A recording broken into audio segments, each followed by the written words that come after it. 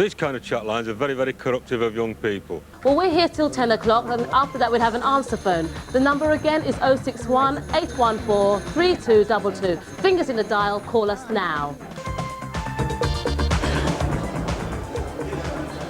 Well, Sir Brian, that's right. I've had quite a bit of experience in the past week working on chat lines.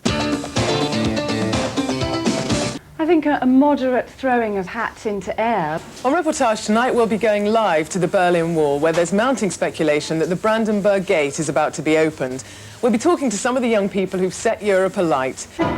Whether they'll be able to cope if Iraq uses chemical weapons. There's only 22 specialist burns units in Britain capable of treating victims of this form of warfare. When it comes to war, democratic societies get tough on national security law. In Britain, for instance, even if we knew about a deserter, we couldn't film an interview. It would be a criminal offence, treason in fact.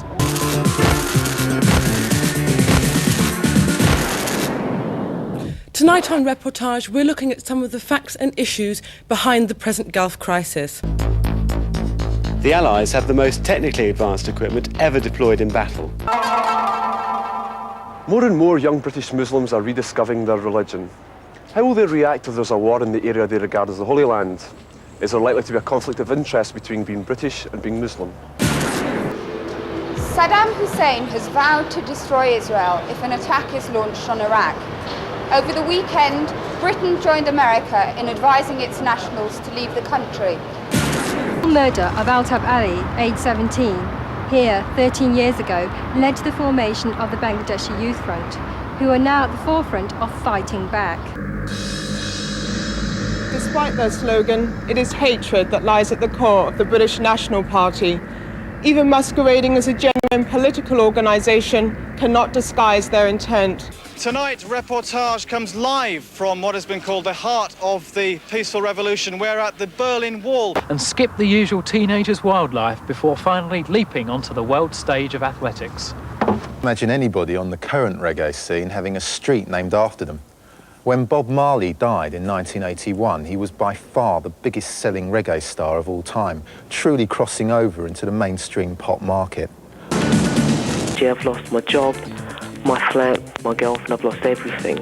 If they say that there's no recession on, they're kidding nobody. 4 days ago, the confrontation between the two sides reached a new level. A hunt saboteur died during a protest. I've got an A O-level, I've got 9 O-levels. The best job I've ever had was working 47 hours. I didn't even take home £80 a week.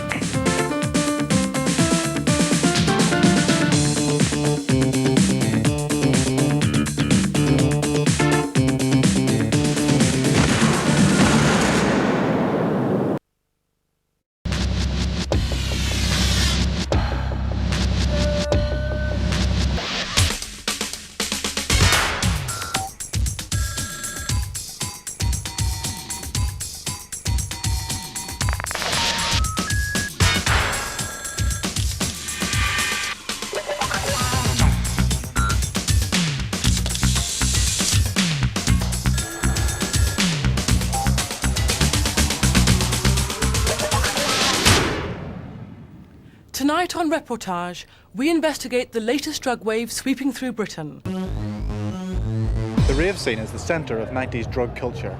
Ravers travel from all over the country to indulge in a night of music and ecstasy. I've just been to London's Heaven, and as in many nightclubs across the country, drugs are easily available.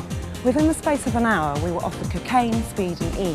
With names like White Dove, Black Kelly, Berliners, New Yorkers, the price tag on E here is 15 to 20 quid a go.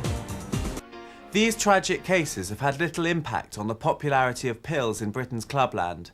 It seems the 500,000 regular users of ecstasy and acid are largely unimpressed by the horror stories. Forget the rave scene and black 90s lycra.